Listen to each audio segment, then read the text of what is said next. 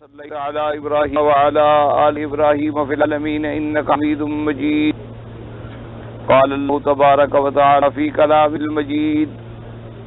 اعوذ باللہ من الشیطان الرجیم بسم اللہ الرحمن الرحیم فی قلوبہم مرض فزادہم اللہ مرضا ولہم عذاب عظیم بما كانوا یکذبون قال المؤلف والمفسر رحمه الله تعالى قال سدي النبي مالك وعن النبي صالح عن ابن عباس وعن مرة الحمداني عن ابن مسعود وعن أناس من أصحاب رسول الله صلى الله عليه وسلم رضوان الله عليهم أجمعين في هذه الآية في قلوبهم مرض قال شك زادهم الله مرضا قال شكا. اب مفسر رحمۃ اللہ علیہ مفسر ابن کثیر رحمۃ اللہ علیہ آیت پر اپنے ارشادات کا بیان فرماتے ہیں کہ حضور صلی اللہ علیہ وسلم کے صحابہ سے یہ تفسیر مبارک نقل کی گئی ہے کہ اللہ نے فرمایا کہ فی قلوبہم مرض، منافقین کے دل کے اندر بیماری ہے. تو مرض سے کیا مراد ہے؟ انہوں نے فرمایا کہ مرض سے مراد ہے تو جب ان کی بیماری ہے فزادہم اللہ مرض، اللہ پاک نے بھی ان کی اس بیماری کو اور بڑھا دیا. کیونکہ یہ قاعدہ ہوتا ہے کہ اگر کوئی بیماری ہو تو اس بیماری کے بعد جتنی اچھی سے اچھی غذا بھی استعمال کی جائے بیماری اضافہ ہوتا ہے. یعنی ایک آدمی بیمار ہے، اس کو معدے کی تکلیف ہے، آپ اس اعلیٰ سے اعلیٰ غذا کھلائیں تو وہ بیماری بڑھتی چلی جائے گی. تو اسی طرح روحانی امراض ہیں، جب روحانی بیماری لگ جاتی ہے تو اس کو اور جتنا ہی آپ ہدایت کریں گے، جتنا ہی آپ نصیحت کریں گے، وہ اور زیادہ سے زیادہ انکار میں بڑھتا چلا جائے گا.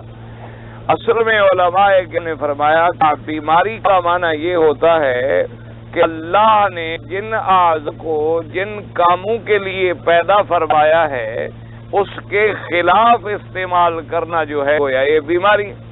اللہ نے ہمیں آنکھیں ہیں تاکہ ہم سے صراط مستقیم کو دیکھ چلیں، ہم اس سے اللہ کی قدرتوں پر، اللہ کی آیات پر، اللہ کی ثنائی پر نظر ڈالیں اور اللہ کی توحید کو سمجھیں.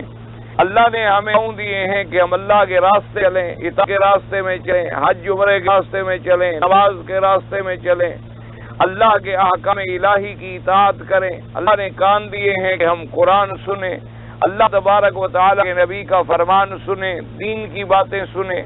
تو اس جتنی اللہ ہمیں آزاد دیے ہیں وہ اپنی اطاعت کے لیے عطا فرمائے. تو جب ہم ان اعضاء کو اس کے بجائے اس کے حکم کے خلاف استعمال کرتے ہیں تو اس سے بڑی بیماری کیا ہو سکتی کہ اللہ تبارک و تعالیٰ نے ہمیں آنکھیں دی کہ ہم صراط مستقیم پر نظر ڈالیں اور ہم ان آنکھوں نعوذ باللہ فواحشات اور منکرات اور برائیوں میں استعمال کر رہے ہیں. ہم اپنے کی طاقت کو، پاؤں کی طاقت، قوت سامعہ کو، قوت بصرہ کو، قوت شامہ کو، ان تمام قوات کو ہم اللہ کی بے فرمانی میں اور نافرمانیوں میں خرچ کر رہے ہیں. تو یہ سب سے بڑی بیماری. تو جب یہ روحانی روگ لگ جاتا ہے جتنا ہی آپ علاج کریں گے اس کا اور وہ زیادہ بڑھ چلا جائے. اس لیے اصول یہ ہوتا ہے کہ پہلے اس بیماری کو رفع کریں. اگر ایک آدمی کا معدہ خراب ہے تو آپ یہ نہیں کہ طاقتور غذا کھلانی شروع کر دیں، اس کو آپ جناب مرسلم کھلانے کر دیں، وہ تو اور بیمار ہو کے مر جائے گا. لیکن کریں کہ بیماری ختم ہو جائے پھر اس کو نرم غذائیں دیں، آہستہ آہستہ معدے کی تقویت کا علاج کریں. اسی طرح آدمی کی آنکھ میں تکلیف ہے، کسی عضو میں تکلیف ہے تو پہلے اس بیماری کا ازالہ ضروری ہے. تو جن کے دلوں کے اندر کفر اور شرک اور نفاق کی بیماری ہے پہلے ان کا ازالہ ضروری ہے. اگر اس بیماری کا ازالہ نہ کیا ہے تو جتنی قرآن سنیں گے اور انکار کریں، جتنی حضور صلی اللہ علیہ وسلم کا فرمان سنیں گے اور انکار کریں گے، جتنی اللہ کے دین کی باتیں سنیں گے اور انکار کریں گے. آپ دیکھیں نا، خدا خواستہ اللہ معاف فرمائے، بطور مثال کہ دنیا میں ایک آدمی ہے بے نفع، اس کو نماز بارے میں کہیں گے اچھا جی جائیں آپ پڑھ لیں، آپ پڑھا کریں، میرے دعا کریں. اب اس کو اور نصیحت کریں، کہ چھوڑو جی تمہیں کون سا نماز میں فائدہ ہو رہا کہ مجھے فائدہ ہوگا. اور زیادہ آپ نصیحت کریں گے، وہ کہے گا چھوڑو جی چلو میں نہیں پڑھتا تو کیا کر لو گے.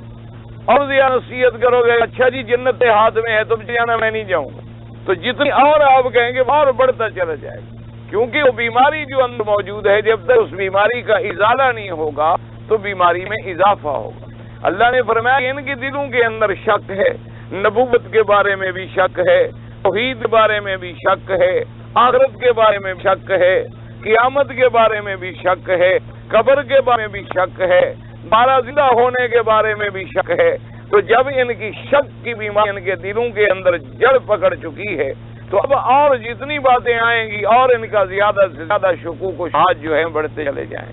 اس لیے بعض علماء کرام نے فرمایا کہ جب حضرت عبداللہ ابن مسعود رضی اللہ تعالی عنہ نے اور اسی طرح اناس من اصحاب النبی صلی اللہ علیہ وسلم اور صحابہ رضوان اللہ علیہم اجمعین نے کہ فی قلوبہم مرض، اس مرض سے کیا مراد ہے؟ انہوں نے فرمایا شک، یعنی ان کے دلوں کے اندر شک بیماری ہے، اور یہ اتنی بڑی بیماری ہے کہ آدمی جب شکوک میں آتا ہے تو اسی سے پھر آدمی بھٹکتے بھٹکتے انتہائی دل کے گڑھوں میں گراتا۔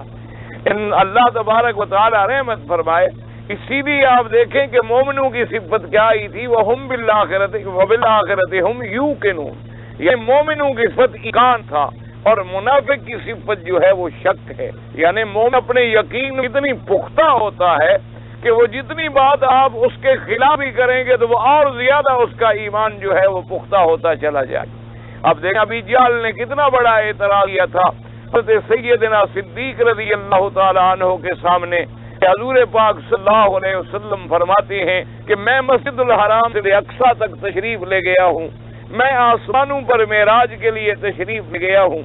ابو جہل تو بطور استحضاء اور انکار کہہ رہا تھا کہ کیا یہ بات ممکن ہو سکتی ہے کہ مہینوں کا سفر جو ہے وہ گھنٹوں کے اندر ہو جائے، اور ادھر آپ فرماتے ہیں کہ ایک زمین سے لے کر آسمان تک 500 سال کا سفر ہے، اور ادھر آپ فرماتے ہیں کہ چند گھنٹوں کے اندر 7 آسمان طے ہو گئے ہیں، تو کیا بات ہو سکتی ہے؟ لیکن ابو بکر کے دل میں ایمان تھا، نور ایمان تھا، اور دل جو ہے وہ منور تھا نور ایمان سے۔ اس نے لمبی چوڑائی ایسی نہیں کی، اس نے ایک بات پوچھی کہ جو تم بات نل کر رہے ہو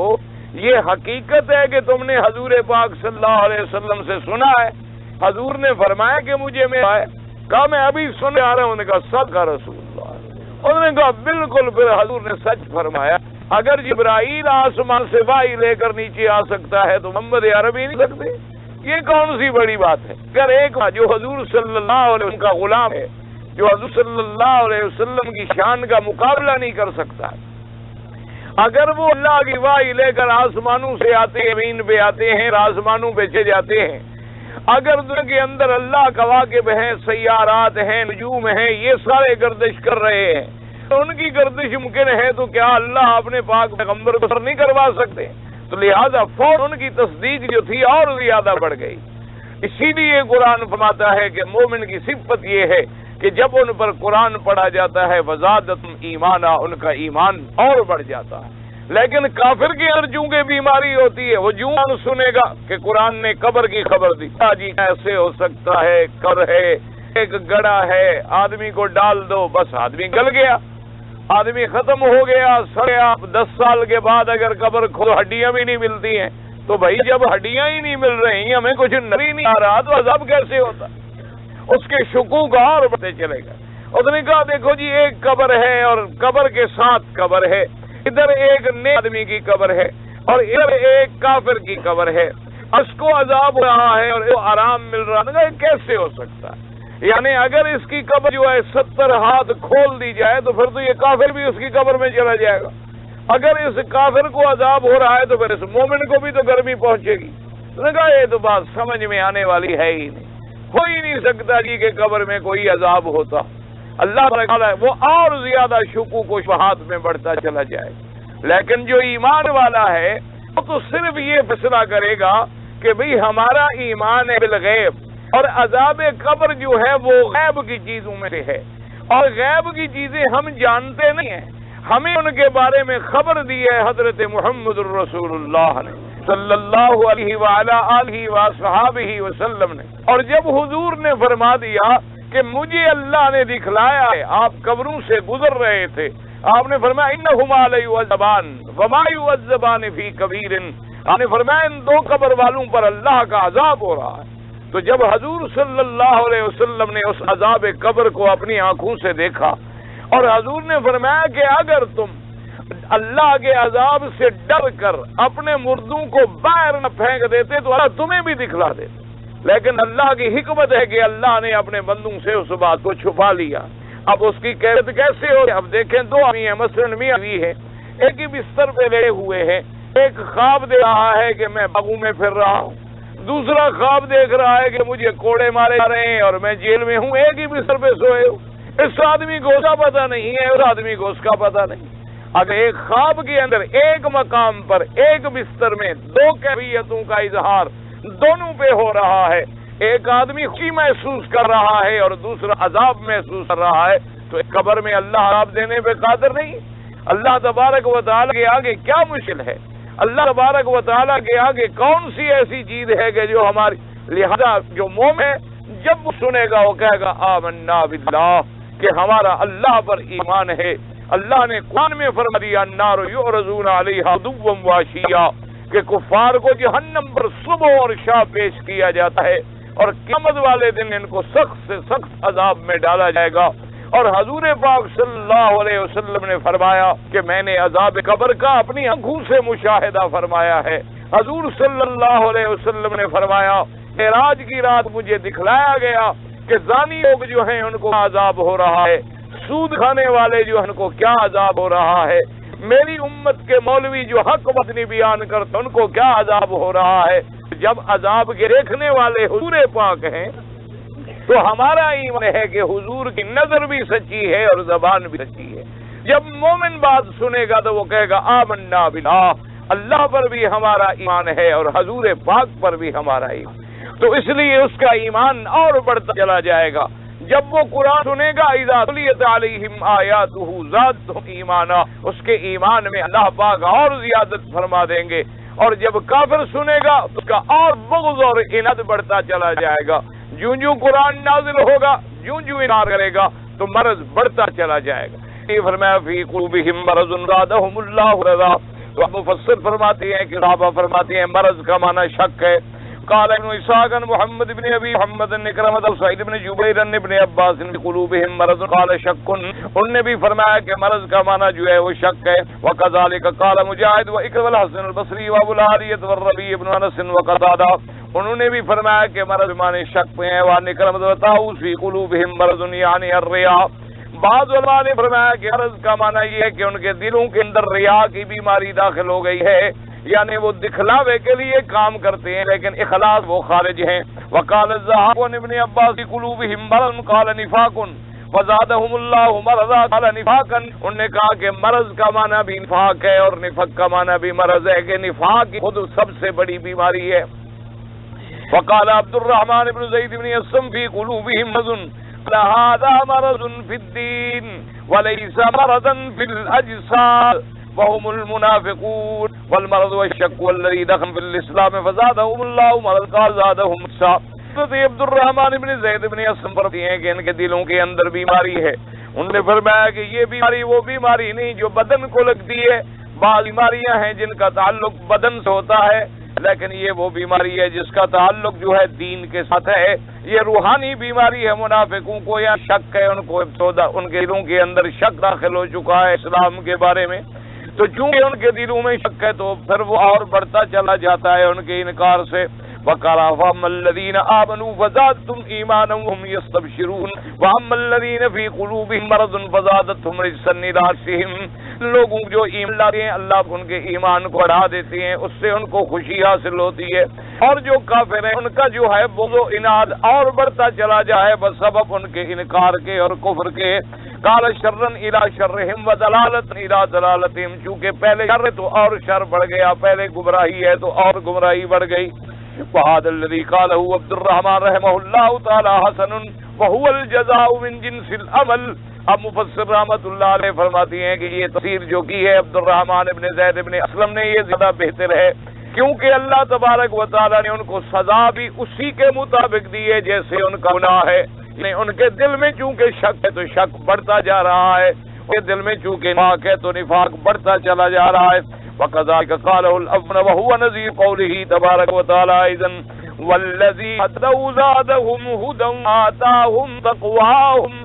جو لوگ ہدایت کا راستہ طلب کرتے ہیں اللہ تبارک و تعالیٰ ان کے لیے ہدایت کو بڑھا دیتے ہیں اور اللہ تبارک و تعالیٰ ان کو پرہیزگاری نصیب فرما دیتے ہیں۔ وقولہ تعالی بما کانوا یکذبون، یہ وجہ ہے عذاب علیم ان کو کیوں ہوگا، اس لیے کہ انہوں نے تکذیب کی ہے، انہوں نے اسلام کو جھٹلایا، انہوں نے اللہ کے پیغمبر کو جھٹلایا، اللہ تبارک و تعالیٰ کے احکام کو جھٹلایا۔ بعض مفسرین اور بعض قراء نے پڑھا یکذبون، یعنی دو قراءتیں ہیں، تخفیف ساتھ اور تشدید کے ساتھ۔ كانوا متقين بهذا وهذا فإنهم كانوا كاذبة ويكذبون بالغيب يجمعون بين هذا وهذا۔ اب مفسر رحمۃ اللہ علیہ فرماتے ہیں کہ دونوں قراءتیں جو ہیں وہ درست ہیں، کیونکہ منافق لوگ جو ہیں وہ جھوٹے بھی ہیں اور جھٹلانے والے بھی ہیں، یا خود بھی جھوٹے ہیں، خود بھی جھوٹ بول رہے ہیں کہ ظاہر اسلام کو کرتے ہیں اندر جھوٹ ہے، اور پھر اس لیے اللہ کے قرآن اور احکامات کو جھٹلانے والے بھی ہیں۔ تو لہذا دونوں قراءتیں جو ہیں، یعنی کسی نے پڑھا بما کانوا یکذبون اور کسی نے پڑھا بما کانوا یکذبون، دونوں قراءتیں صحیح ہیں اور دونوں قراءتیں جو ہے وہ صحیح ہیں اور حقیقت بھی ہے۔ وقد سئل القرطبی وغیرہ من المفسرین عن حکمت کفی علیہ السلام عن قتل فقین بعلمی بعیان بعضهم وذكروا اجوبا عن ذلك منها ما ثبت في الصحيحين انه صلى الله عليه وسلم قال لعمر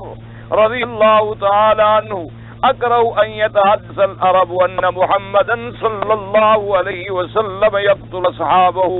وما هذا خشیۃ ان یقع بسبب ذلك تغیر کثیر من الاعراب عن الدخول في الاسلام ولا يعلمون حکمت قتلہ لهم وان قتلہ ایاہم انما هو على الكفر فانهم انما ياخذونه بمجرد ما يظهرهم فيقولون ان محمدا صلى الله عليه وسلم يقتل اصحابه۔ قال القرطبی هذا قول علمائنا وغیرهم كما كان يتعلف تمائل به بسوء اعتقاد۔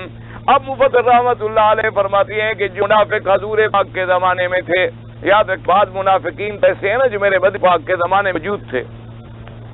اور یہ بھی یاد رکھیں کہ منافقین جو تھے وہ مکے میں نہیں تھے،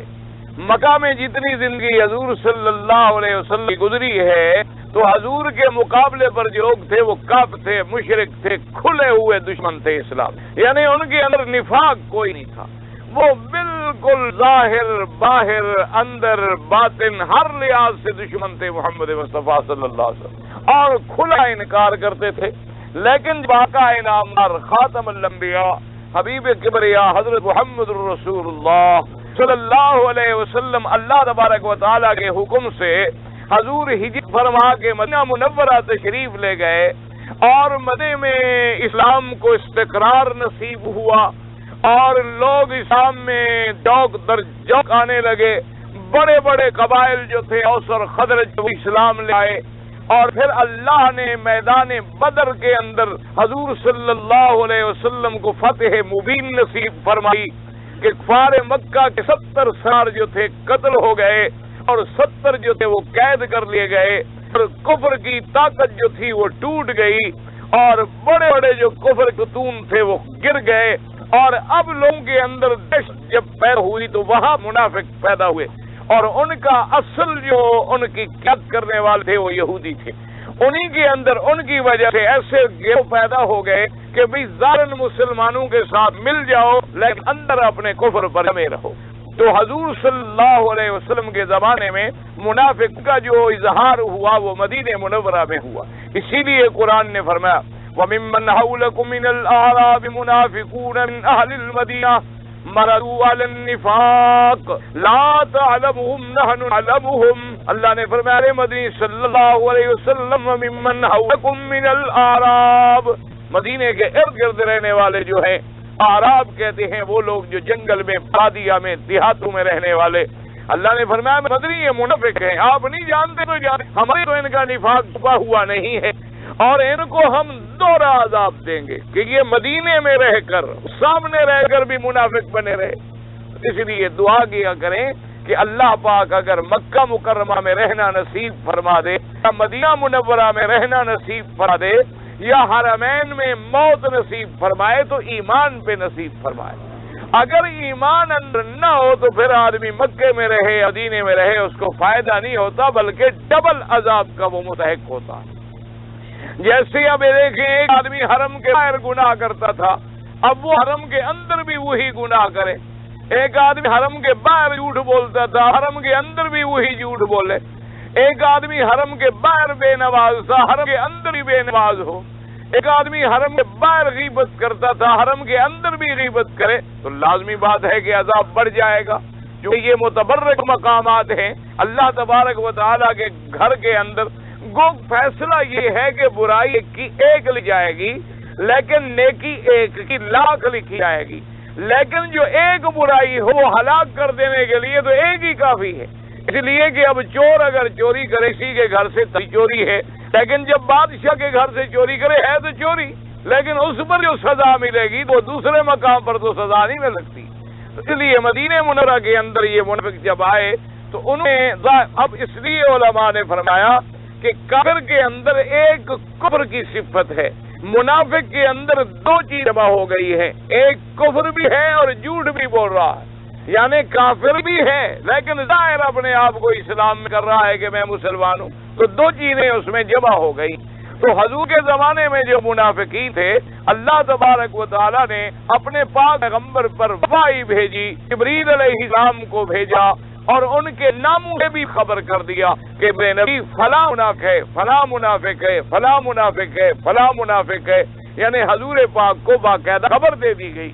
اور خبر بھی اس تفصیل کے ساتھ دی گئی کہ ان کے نام بھی بتلا دیے گئے اور تعیین کر دی گئی، اور حضور پاک نے پھر اس بات کو ہمیشہ راز رکھا، عام صحابہ پر واضح نہیں فرمایا، صرف ایک صحابی ہیں جن کو حضور پاک نے یہ خبر دی ہے، ان کا نام ہے حضرت حذیفہ بن الیمان رضی اللہ تعالی عنہ، ان کا لقب ہے صاحب سر رسول اللہ صلی اللہ علیہ وسلم، کہ وہ حضور کے رازدان تھے، کیونکہ اللہ کا حکم ہے نا کہ جو ہم آپ پر وحی بھیجیں آگے پہنچاؤ، تو حضور پاک نے ایک صحابی کو تو بتلا دیا لیکن اس بات کو زیادہ کھولنے کا حکم نہیں تھا، تو حضرت حذیفہ رضی اللہ تعالی عنہ کو بتلا دیا گیا۔ اور یہ بات بھی یاد رکھیں کہ بعض دشمنان صحابہ جو ہیں، بعض کی بیماریوں مریض جو ہیں، وہ ان روایات کو سامنے رکھ کے نعوذ باللہ یہ تہمتیں لگاتی ہیں کہ صحابہ منافق ہو گئے تھے۔ یہ بات غلط ہے، ہمیشہ یاد رکھیں صحابہ جو تھے ان کے بارے میں بھی اللہ نے ہمیں خبر دی ہے کہ اولئک هم المؤمنون حقا، کہ یہ اندر باہر سے پکے مومن ہیں، اور جو منافق ہیں عبداللہ ابن ابی کی جو پارٹی ہے ان کے بارے میں بھی اللہ نے ہمیں خبر دی ہے، هم الذین یقولون لا تنفقوا علی من عند رسول اللہ، اللہ نے فرمایا یہ لوگ ہیں جنہوں نے کہا تھا کہ مکے کے مدینے والوں پر خرچ نہ کرو، صحابہ پہ خرچ نہ کرو، یہ لوگ ہیں انہیں کہا تھا کہ جب ہم مدینے میں واپس آئیں گے ہم قوت والے ہیں، ہم غریبوں کو ہم نکال ڈالیں گے۔ تو اللہ نے واضح کر دیا کہ مومنین کون ہیں اور منافقین کون ہیں۔ اللہ تبارک و تعالیٰ نے سورۃ المنافقون اتار کے اور پھر اپنے پاک پیغمبر کو ان کے نام بھی بتلا دیے، ان کے نام بھی بتا دیے تھے کہ یہ منافق ہے، یہ منافق ہے، یہ منافق ہے، یہ منافق۔ اور اسی طرح یاد رکھیں ان منافقوں کا جو سب سے بڑا سردار ہے وہ عبداللہ ابن ابی ہے،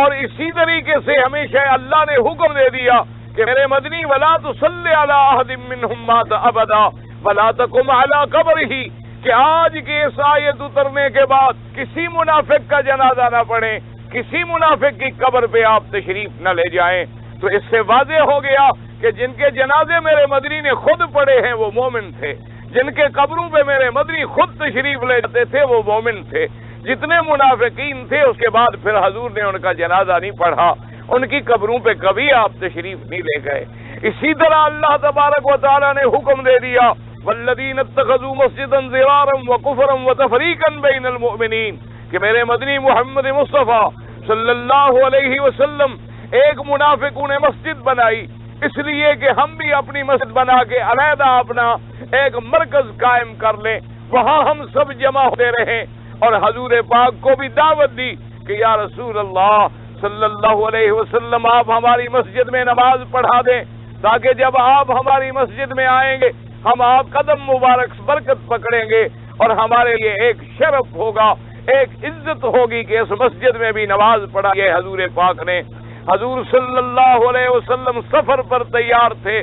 آپ نے فرمایا میں نے ابھی سفر پہ جانا ہے، جب میں واپس آؤں گا تو پھر تمہاری مسجد میں چلوں گا۔ ابھی حضور صلی اللہ علیہ وسلم سفر سے واپس آ رہے تھے، اللہ نے قرآن میں وحی اتار دی کہ میرے مدنی محمد مصطفیٰ ان منافقوں کی مسجد میں ہرگز نماز نہ پڑھنا، یہ منافق ہیں، انہوں نے اللہ کا گھر نہیں بنایا، بظاہر یہ مسجد ہے لیکن اصل مقصد ان کا ہے کہ مومنوں کو لڑایا جائے، مومنوں کے اندر تفریق پیدا کی جائے، ان کی جماعتوں کو ٹکڑے ٹکڑے کر دیا جائے۔ آپ اس مسجد میں کبھی تشریف نہ لے جائیں، آپ اسی مسجدوں میں نماز پڑھیں، مسجد اسست علی التقوی من اول یوم، جو مسجدیں اللہ تبارک و تعالیٰ کی رضا کے لیے بنائی گئی ہیں، جیسے مسجد قباء ہے، جیسے مسجد نبی صلی اللہ علیہ وسلم ہے۔ حضور پاک نے پھر مسجد کو گروا دیا، تو جو منافق تھے وہ بھی واضح ہو گئے اور جو مومن تھے وہ بھی واضح ہو گئے۔ لہذا ان آیات کو سامنے رکھ کر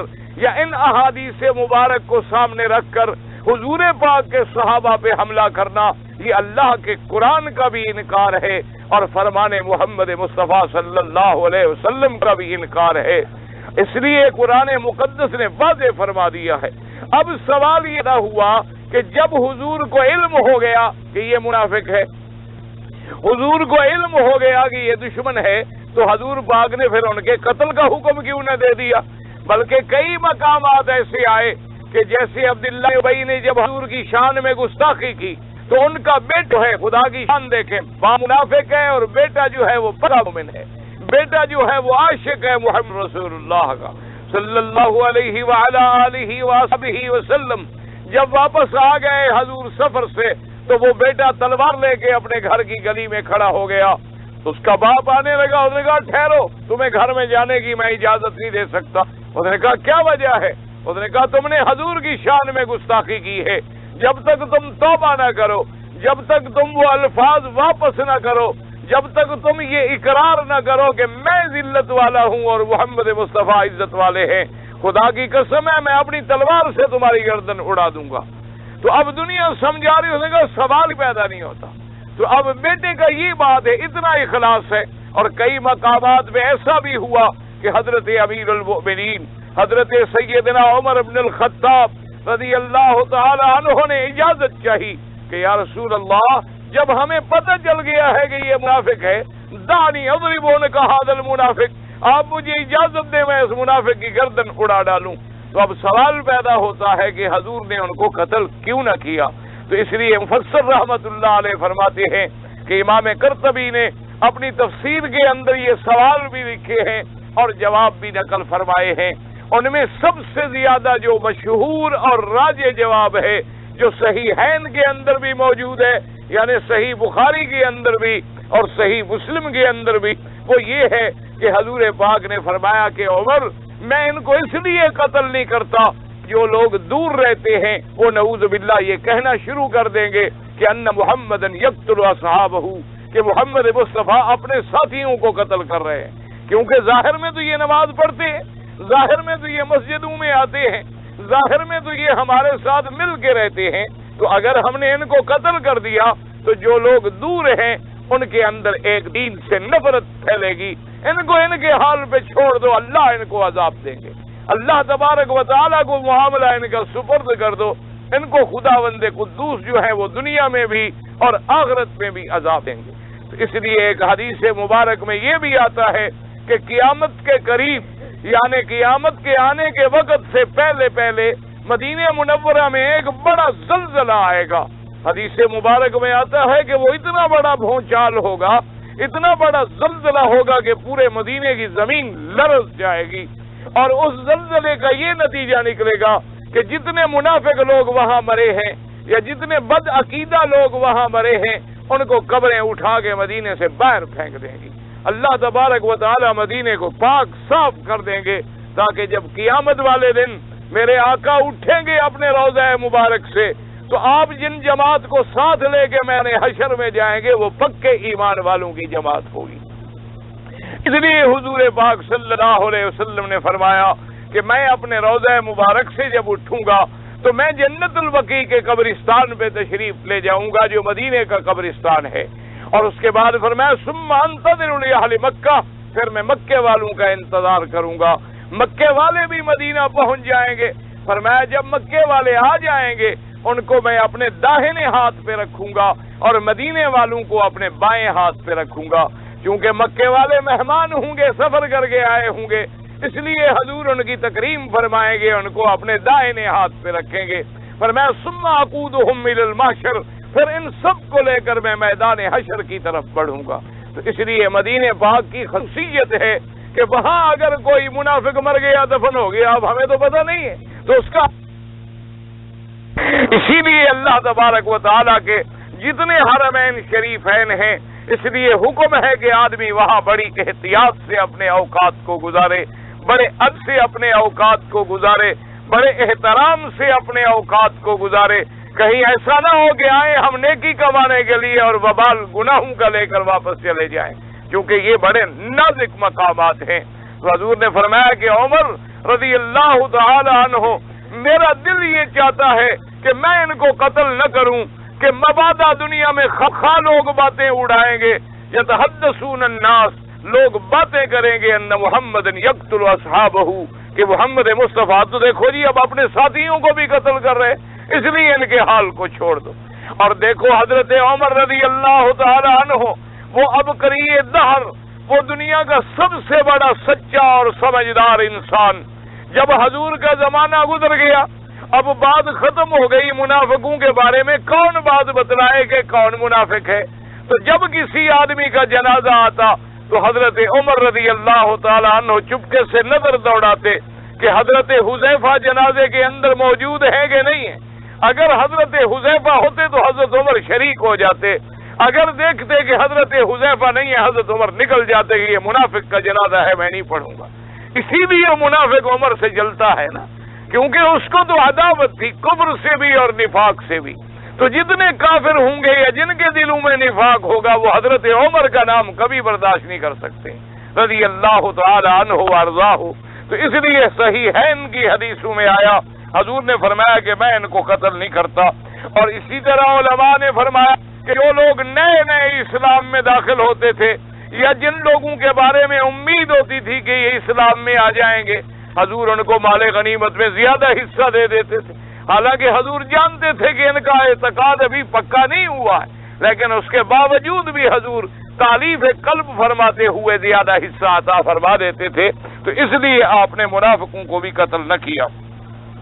قال ابن عطیہ و طریقۃ اصحاب مالک نص علیہ محمد بن الجهم القاضی اسماعیل والابہری وان ابن الماجشون ومنها ما قال مالك انما كفر رسول الله صلی اللہ علیہ وسلم المنافقین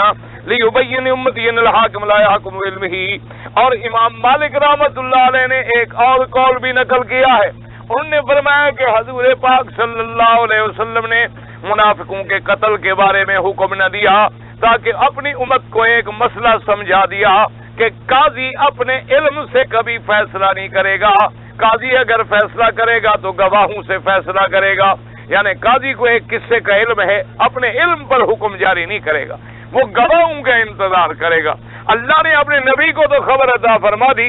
لیکن حضور پاک نے حکم جاری نہ فرمایا، تاکہ پوری امت کو یہ مسئلہ سمجھ آ جائے کہ قاضی اپنے علم سے فیصلہ نہ کرے۔ اور اس کے بعد فرماتے ہیں قال القرطبی وقد اتفق العلماء ان وقتبیہم علی ان القاضی لا یطلب علمہ ویطلب فی سائر الاحکام۔ کہتے ہیں کہ اسی طرح قاضی اپنے علم کے مطابق اگر جانتا ہے کہ یہ قاتل ہے لیکن شہادت نہ ملے تو وہ قتل کا فیصلہ نہیں کرے گا۔ قال ومنها ما قال الشافعی رحمہ اللہ تعالی انما بنا رسول اللہ صلی اللہ علیہ وسلم من قتل المنافقین ما كانوا يظهرونه من الاسلام على علم من نفاقهم لان ما يظهرونه يجب ما قبله۔ اب امام شافعی رحمۃ اللہ علیہ فرماتی ہیں کہ حضور پاک نے منافقین کو اس لیے قتل نہ کیا کہ منافقین چاہے دل کے اندر کفر رکھتے تھے لیکن زبان سے کہتے تھے اشہد ان لا الہ الا اللہ واشہد ان محمد رسول اللہ، اور جو آدمی زبان سے کلمہ پڑھے تو پہلے گناہ جو ہیں اور پہلی خطا جو ہے وہ معاف ہو جاتی ہے، لہذا جب وہ ظاہر سے اقرار کرتے تھے تو ان کی ظاہر کو مقدم رکھا گیا، اس لیے اسلام ظاہر پہ فیصلہ کرتا ہے۔ ایک آدمی کلمہ پڑھ رہا ہے، ہم کہیں گے مسلمان ہے، اب اس کے دل کے اندر کیا ہے یہ اللہ نے اور اللہ تبارک و تعالیٰ کا بندہ جانے، ہم تو فیصلہ نہیں کر سکتے، کیونکہ ہم نے تو جو فیصلہ کرنا ہوتا ہے وہ ظاہر پہ ہوتا، اور ظاہر میں جب وہ آتے کہتے ہیں اشہد انک رسول اللہ، ہم گواہی دیتے ہیں کہ آپ اللہ کے رسول ہیں صلی اللہ علیہ وآلہ آلہ وسلم۔ ويؤيد هذا قوله عليه الصلاة والسلام في الحديث المجمع على صحته في الصحيحين وغيرهما۔ اور مفسر فرماتے ہیں اس قول کی تائید ہوتی ہے اس حدیث پاک میں جو صحیحین کے اندر موجود ہے. حضور نے فرمایا امرت ان نقاتل الناس حتی یقولوا لا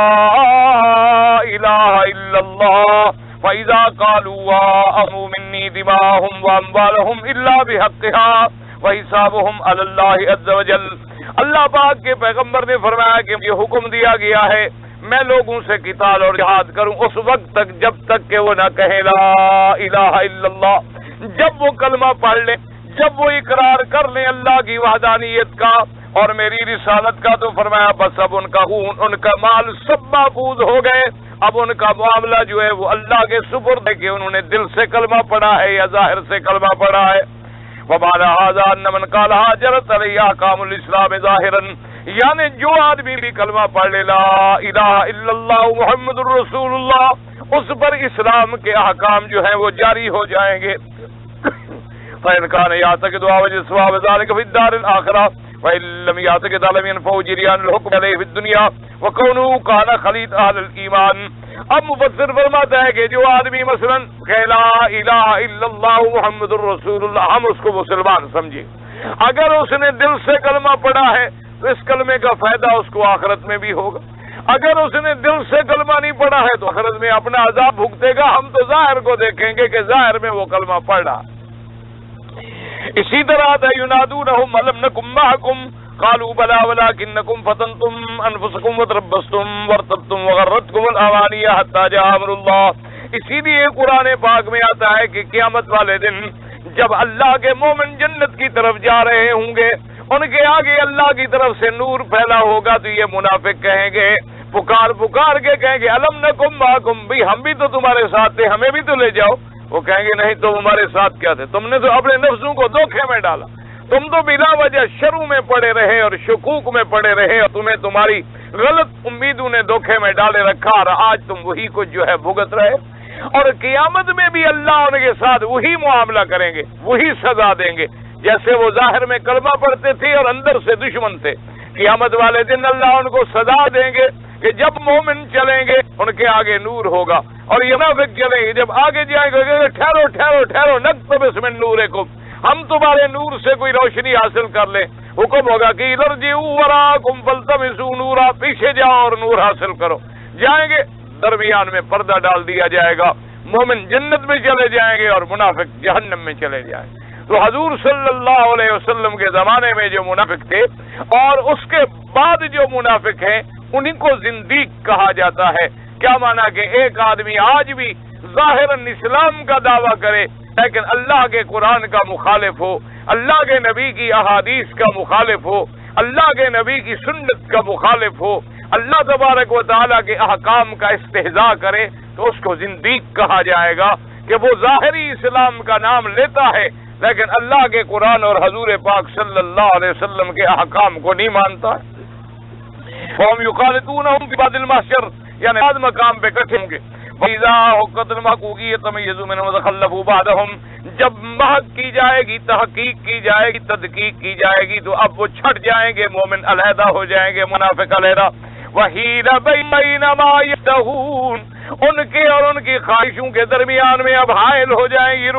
وَلَمْ يُمَكِّنْهُمْ أَنْ يَسْجُدُوا مَعَهُمْ كَمَا نَطَقَتْ ذَلِكَ الْأَحَادِيثُ وَمِنْهَا مَا قَالَهُ بَعْضُهُمْ أنه إنما لم يقتلهم لأنه كان لا يخاف من شر ما وجوده سد بين أظهرهم يتلو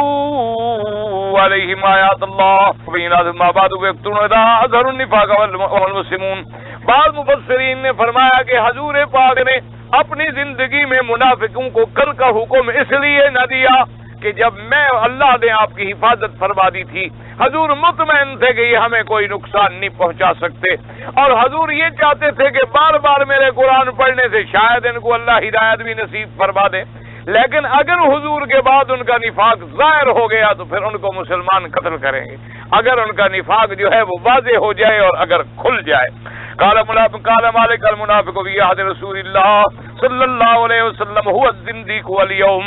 امام مالک رحمۃ اللہ علیہ فرماتی ہیں جو حضور کے زمانے میں منافق کہلاتا تھا وہی آج زندیق کہلاتا ہے. فقط العلماء قدر زندیق اذا اظهر الكفر علی استطاعهم لا يفرق بين يقول ایت نبلا هو يتكرر من ارتداد واملا اسلام ورجو من تلقاء نفسه وبعد نظر عليه على اقوال متعددة موضوع بسطها وتقريرها وزوها کتاب الاحکام۔ اب مفسر رحمۃ اللہ علیہ فرماتی ہیں کہ زندیق کے بارے میں جو حکم ہے کہ کیا کو قتل کیا جائے یا زندیق کو قید کر کے اس سے توبہ لی جائے، یا زندیق اگر بار بار تکرار کرے تو اس کو قتل کیا جائے۔ فصل فرماتا ہے کتاب احکام کے مسائل ہیں، آپ نے اگر ان کی تفاصیل دیکھنی ہے تو کتاب الاحکام میں دیکھیں۔ بہرحال انہوں نے فرمایا کہ زمانے میں جو منافق تھے یعنی اسلام تو وہ بھی ظاہر میں لیتے تھے لیکن اندر کفر چھپا ہوا تھا، اور آج بھی وہ لوگ جو ظاہراً اسلام کا نام لیں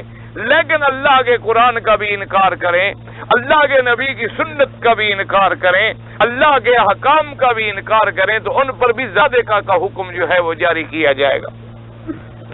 تنبیہ قول من قال كان عليه الصلاة والسلام يعلم آيات المنافقين انما وصلوا حديث حذيفة بن اليمان في تسمية أولئك ال14 منافقا في غزوة تبوك الذين هموا أن يتقوا برسول الله صلى الله عليه وسلم في ظماء الليل عند أقبض هناك عزموا ولا ينفروا بالناقة ليسقط عنها فأوحى الله إليه أمرهم فاطلع على ذلك حذيفة ولعل الكفن قد كان لمدرك من هذه المدارك ولغيرها والله أعلم۔ اب مفسر رحمۃ اللہ علیہ فرماتی ہیں کہ حضور پاک صلی اللہ علیہ وسلم ایک سفر میں تشریف لے جا رہے تھے تو منافقوں نے مشورہ کیا آپس کے اندر کہ آگے ایک مثلا چڑھائی تھی، چڑھائی کے بعد بہت بڑی گہرائی اور گڑھا تھا، تو منافقوں نے مشورہ یہ کیا بدبختوں نے کہ جب اس چڑھائی سے حضور کی سواری اترے تو قریب جا کر حضور کی سواری کو ڈرا دیا جائے، جب ڈرا دیا جائے تو سواری دوڑے گی اور نعوذ باللہ کھائی میں گر جائے گی، تو انہوں نے ارادہ کیا کہ اس طرح حضور صلی اللہ علیہ وسلم کو ہم شہید کر دیں۔